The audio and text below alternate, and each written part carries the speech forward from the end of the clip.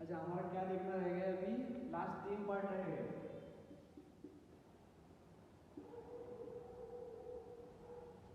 Negation of and और implication, double implication. क्या देखना है अभी? Negation of conjunction, disjunction, implication, biimplication, ये सबका निगेशन मतलब क्या है? फॉर एग्जाम्पल ये हो गया आपका कंजंक्शन, क्लियर है? इसका negation, what will be it's negation? Negation of P, ये एंड का और हो जाएगा निगेशन ऑफ क्यू। अच्छा, आप बोलोगे कहां से आया सर? जो कुछ भी आपको चेक करना है, एनीथिंग आपको जो भी चेक करना है, आप क्या करोगे? इसका ट्रूथ टेबल निकालो, इसका ट्रूथ टेबल निकालो। लास्ट का जो कॉलम आएगा वो दोनों में एग्जैक्टली सेम रहेगा। What does that mean? They both are equivalent. ये चैप्टर में अगर आपको कोई भी क्वेश्चन आया, check whether they are equivalent और नॉट। क्या देखना है आपको? ट्रूथ टेबल निकालो, इसका ट्रूथ टेबल निकालो। अगर लास्ट का कॉलम मैच हो गया देन दे आर इक्विवेलेंट। ये सिंबल किसका है? इक्विवेलेंट। अच्छा, क्या? अच्छा, ये अपना फर्स्ट टाइप हो गया। सिमिलरली बाकी के कैसे रहेंगे? For example negation of P और क्यू, क्या आएगा? Negation of P remain same, negation of P, ये और का हो जाएगा एंड वापस से निगेशन ऑफ क्यू। क्लियर है? दो तो हो गया। अच्छा, थर्ड क्या है? अच्छा, थर्ड हमने लिखा ही नहीं। निगेशन ऑफ निगेशन, निगेशन का निगेशन। फॉर एग्जांपल आपका स्टेटमेंट है पी, उसका निगेशन क्या रहेगा? Negation of P. हमें क्या चाहिए? Negation of given statement. हमें क्या चाहिए? Negation of given statement. This will be equivalent to P. For example T का निगेशन एफ का निगेशन टी। अगर उसका और एक बार निगेशन ले लिए तो और एक बार अपोजिट हो जाएगा। अच्छा, this two types are important. Fourth and fifth, implication, double implication या बोल सकते हैं, या फिर इसको बाय कंडीशनल भी बोल सकते हैं। कंडीशनल, बाय कंडीशनल और इम्प्लीकेशन, डबल इम्प्लीकेशन।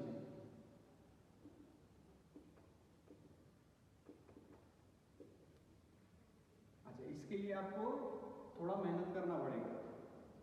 आपको मैं यहाँ पे बना के दे देता हूँ टेबल, आपको ये ट्राई करना है।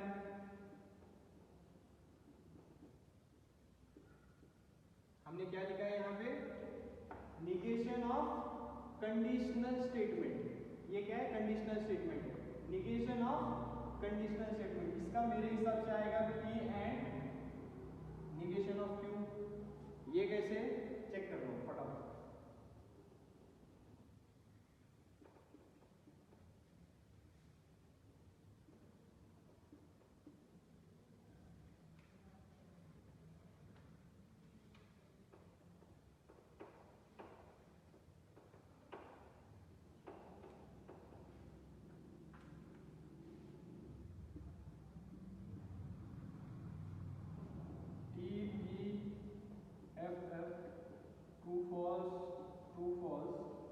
पी कंडीशन क्यू, पहला statement compulsorily true, second compulsorily false, तो ही false, in all other cases true. अच्छा, इसका निगेशन चाहिए आपको, क्या करना पड़ेगा? False, true, false, false. अच्छा, अभी हमें क्या चाहिए? P and negation of Q. Negation of Q हमने लिया ही नहीं है, यहाँ पे बना लेते हैं निगेशन ऑफ क्यू। क्या आएगा? False, true, false, true. अच्छा, P and negation of Q. And के लिए क्या प्रॉपर्टी है? ट्रू एंड ट्रू रहा तो ही true, in all other cases false. अपना ये सेकंड केस में टी एंड टी आ रहा है, ये टी आ गया। बाकी सब तरफ अपोजिट है तो ये सब फॉल्स हो गए। अच्छा, अभी ये कॉलम और ये कॉलम चेक करो, एफ टी एफ एफ, ये दोनों सेम है, मतलब दे बोथ आर इक्वल, जो हमने लिखा था दैट इज ट्रू, है ना, वो सही है। अच्छा, आप बोलोगे ट्रूथ टेबल ऐसे भी आ सकता है, नेगेशन ऑफ पी और क्यू, इसका भी आप चेक करो, ये भी आ जाएगा। लेकिन अगर आपको क्वेश्चन आया, क्वेश्चन आपको आया निगेशन ऑफ कंडीशनल स्टेटमेंट, तो आपको ये पैटर्न मिलेगा। इसके लिए नाम अलग है, वो प्रॉपर्टी का नाम अलग है, जो कि इसके बाद हम डिस्कस करने वाले। There are 10 properties. अच्छा, ये पूरे के पूरे प्रॉपर्टीज, हार्डली 2 प्रॉपर्टी कंडीशनल और बाय कंडीशनल की, बाकी 8 के 8 प्रॉपर्टी किस पे रहेंगे, कंजंक्शन एंड डिसजंक्शन। ये 2 टेबल अगर आप डिटेल में पढ़ाई कर लिए तो आपको पूरे प्रॉपर्टीज। अच्छा, अभी क्या रहेगा अपना निगेशन ऑफ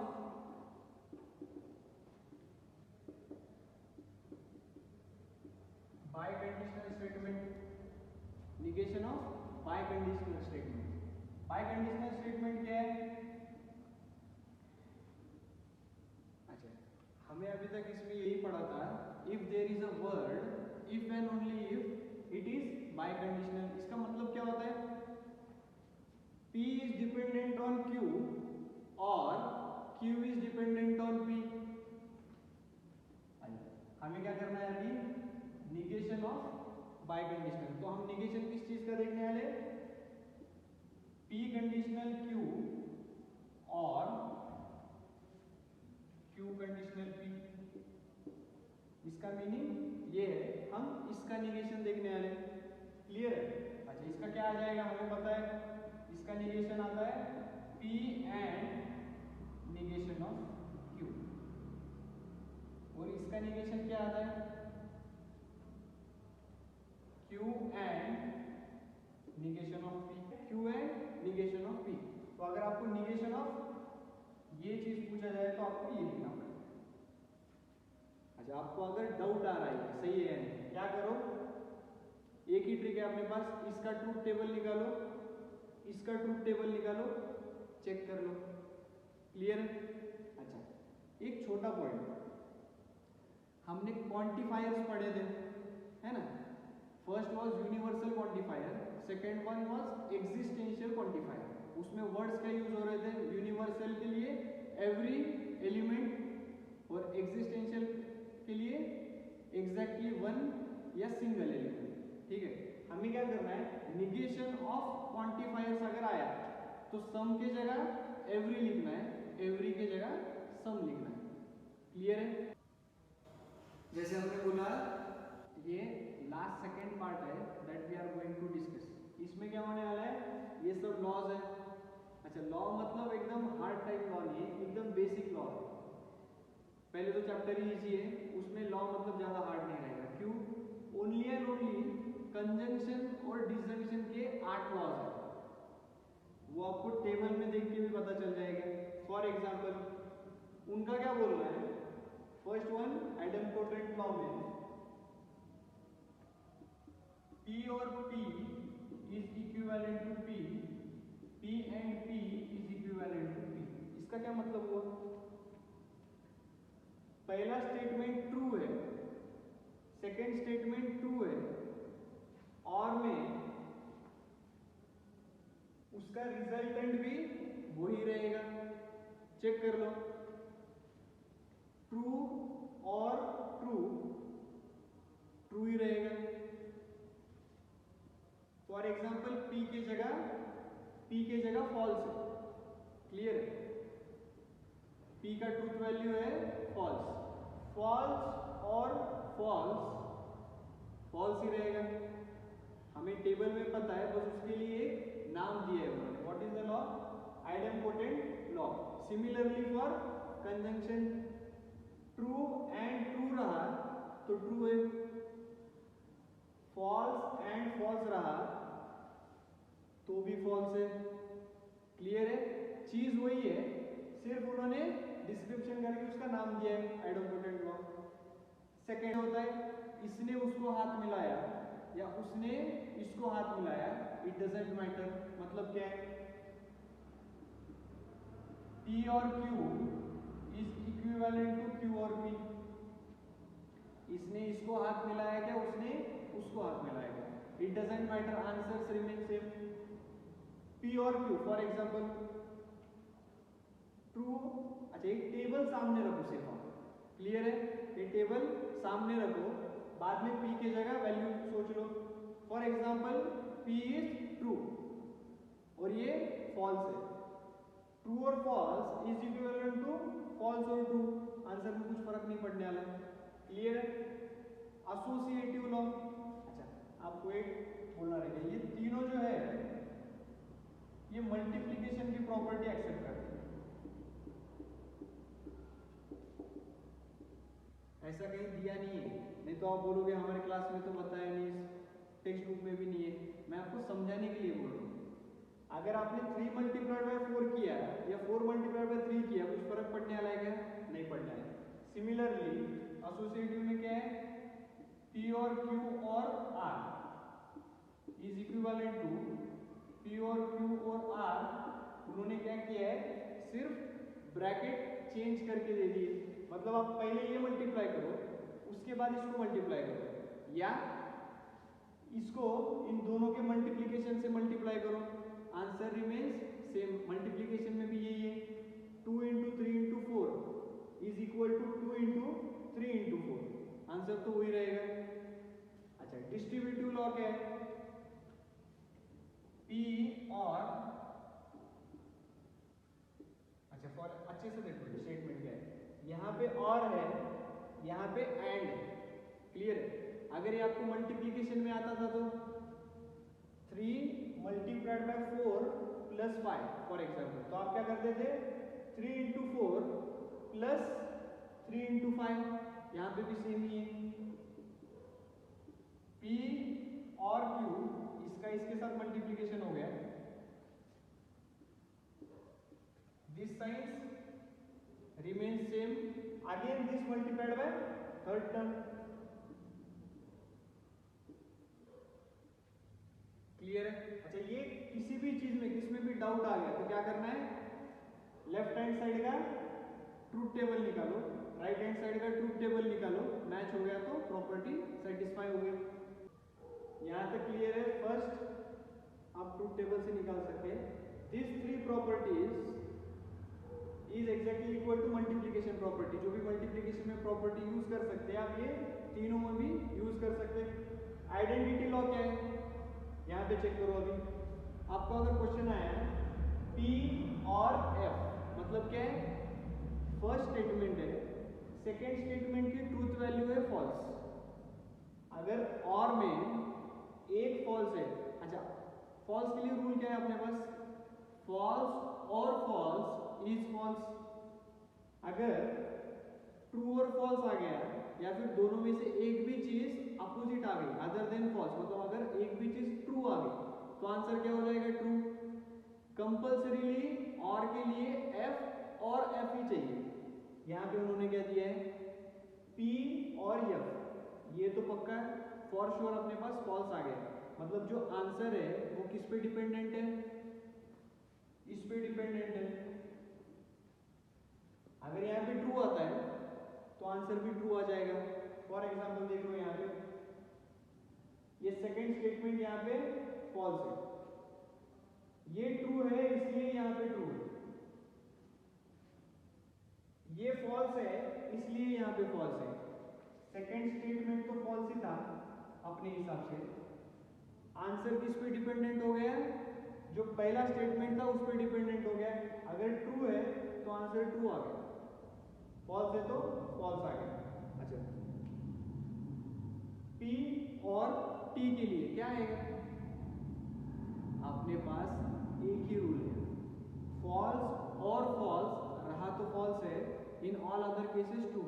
यहां पे उन्होंने एक का आंसर ट्रू दे दिया है, आंसर क्या आएगा, फॉर श्योर ट्रू ही आएगा।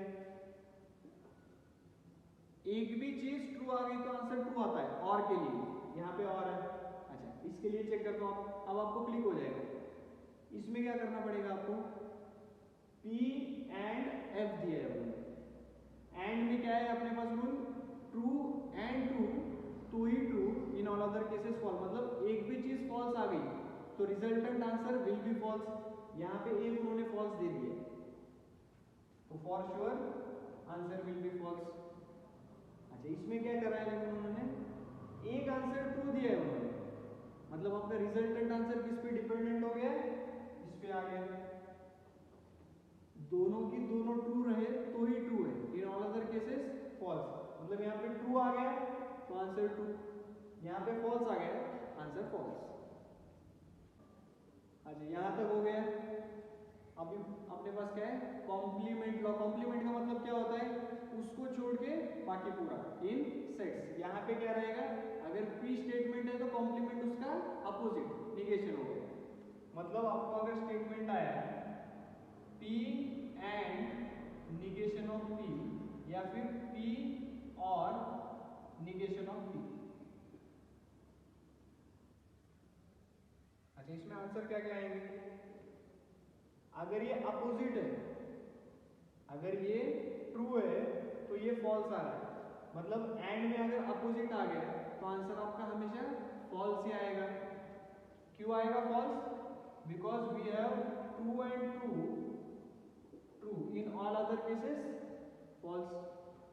सिमिलरली यहाँ पे क्या रहेगा, अगर दोनों सेम रहते थे फॉल्स फॉल्स तो ही फॉल्स आता था, लेकिन यहाँ पे ये P है, इसका निगेशन है, मतलब क्या हो गया, कंपल्सरीली आंसर ट्रू ही आएगा, क्योंकि अपने पास प्रॉपर्टी है F और F equivalent to F। Clear है। अच्छा, ये लास्ट के दो लॉ रहेगा। अभी क्या है, D Morgan's law. D Morgan's law क्या है इसमें, अभी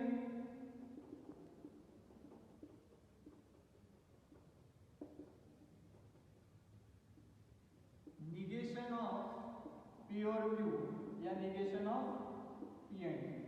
आपको निगेशन में अगर रहा तो डी मॉर्गन्स लॉ क्या बोलता है, you can also right negation of P, negation of और क्या हो जाएगा एंड। सिमिलरली इसके लिए क्या होगा, निगेशन ऑफ P एंड का और हो जाएगा निगेशन ऑफ Q। इजी है। प्रॉपर्टी सभी की सभी इजी है। अगर सामने ये टेबल अवेलेबल है आपके पास तो आपको हर प्रॉपर्टी का आंसर फॉर श्योर पता है। इंपॉर्टेंट क्या है इसमें, आपको क्वेश्चन आएगा राइट द और check whether the following symbolic pattern is equivalent और not without using truth table. यहाँ पे इंपॉर्टेंट है विदाउट यूजिंग ट्रूथ टेबल। तो आपको क्या करना है, ये सब प्रॉपर्टीज यूज करना है, और सिर्फ प्रॉपर्टी यूज नहीं करना है, ब्रैकेट में उसका नाम भी देना है, तब जाके 100% रिजल्ट आएगा। आपको ट्रूथ टेबल से निकालने आ जाएगा, काफी इजी है। लेकिन अगर क्वेश्चन आया विदाउट यूजिंग ट्रूथ टेबल तो आपको ये प्रॉपर्टीज यूज करना पड़ेगा। लास्ट क्या है, कंडीशनल। अच्छा, जैसे हमने बोला P कंडीशनल Q, इसका निगेशन आप कैसे लिख सकते हैं, हमने निगेशन में देखा था, इसका निगेशन आता है P and negation of Q। तब मैंने आपको बात बोला था अगर निगेशन पूछा जाए तो आपको ये लिखना है एनी टाइम। अगर आपको प्रॉपर्टी यूज करना पड़े तो you can also right Q और निगेशन ऑफ P। अच्छा, एक कंडीशनल का तो हमने देख लिया। पहले हमने निगेशन में ये फॉर्मूला यूज किया था, you can also write this one, this both are equivalent. कोई भी अल्टरनेटिव यूज कर सकते हैं। आपको नाम देना पड़ेगा सिर्फ by using conditional law. Clear है। अच्छा, अगर आपको आ गया negation of P bye conditional Q, पहले हमने क्या लिखा था निगेशन में, P and negation of Q और Q and negation of P। Exactly उल्टा भी अलाउड है, जैसे हमने इसका अपोजिट लिया उसका भी यहाँ पे अपोजिट चलेगा। मतलब क्या है, निगेशन ऑफ P और Q और का एंड निगेशन ऑफ Q और P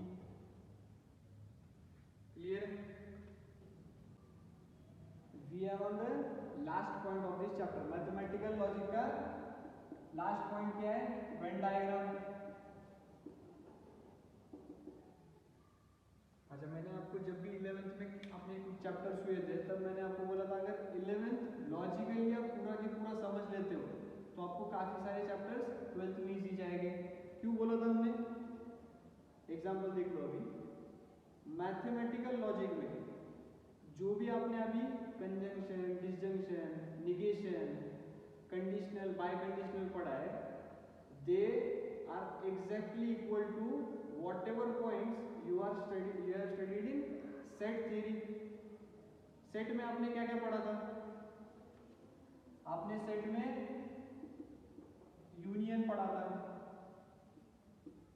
सेट में आपने इंटरसेक्शन पढ़ा था, क्लियर है ना? और क्या पढ़ा था सेट्स में? कॉम्प्लीमेंट,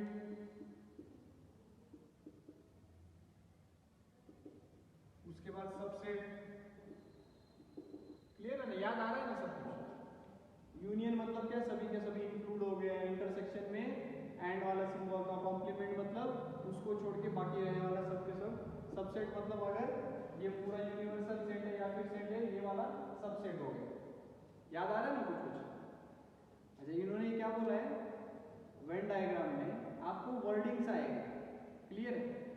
आपको जो वर्डिंग्स आएंगे उस हिसाब से आपको उसको बाइफरकेट करना है। पहले तो जो भी आपको स्टेटमेंट दिया है उसको बाइफरकेट करो। इसके पहले जो भी कंपाउंड स्टेटमेंट आया था आपने क्या किया था? हर स्टेटमेंट को P, Q, R, S ऐसे अलग अलग फॉर्म में पहले तोड़ दिया था सेंटेंसेस को, और उसके बाद जो भी एक्शन लिया था। इसमें भी वही है। फॉर एग्जाम्पल आपको क्वेश्चन आया,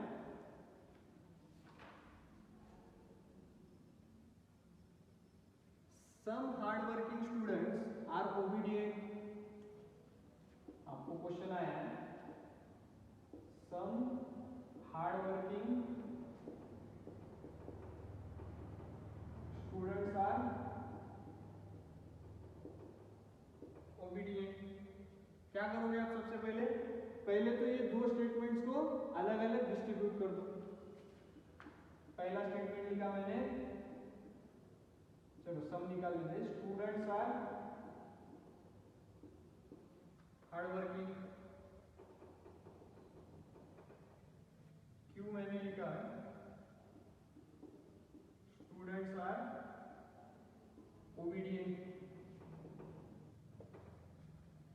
अच्छा, वेन डायग्राम के लिए कंपल्सरीली आपको एक यूनिवर्सल सेट बनाना पड़ेगा। यूनिवर्सल सेट क्या है? This is universal set. अगर आपको कुछ भी वेन डायग्राम निकालना है तो फॉर श्योर ये बॉक्स में ही निकालना पड़ेगा। तो हर क्वेश्चन में आपको एक यूनिवर्सल सेट बनाना पड़ेगा। जो भी है मैंने बना लिया you, set of all students. Universal set मैंने क्या बना लिया है? सेट ऑफ ऑल स्टूडेंट्स, सब आ गए। अच्छा, अभी वेन डायग्राम ट्राई करते हैं अपन निकालेगा। यूनिवर्सल सेट मतलब क्या है? बड़ा बॉक्स निकालना है जिसमें पूरी दुनिया समाई हुई है। सेट ऑफ ऑल स्टूडेंट्स, ये आ गया set of all students, clear है? आपको सेंटेंस क्या आया है? Some hard working students are obedient. मतलब जो भी कोई हार्ड वर्क कर रहा है, it is not necessary that they are obedient. मतलब जो भी उसमें थोड़े बच्चे पढ़ाई भी करते हैं, हार्ड वर्किंग भी है और ओबीडिएंट भी है। ये वाला पार्ट क्लियर है? सम हार्ड वर्किंग, ये some hard working are some obedient student. Second हमने क्या लिया था statement? Some students are obedient. ये ओबीडिएंट वाला आ गया, ये हार्ड वर्किंग आ गया। उन्होंने सेंटेंस क्या दिया था? सम, ये most important, some hard working students are important. मतलब इन दोनों में कुछ कॉमन पार्ट है। This students are hard working as well as obedient.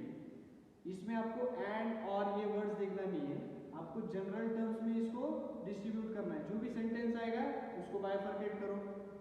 Universal set है बना दो, total, all students, all people, all teachers, ऐसे करके पूरा ग्रुप बना दो।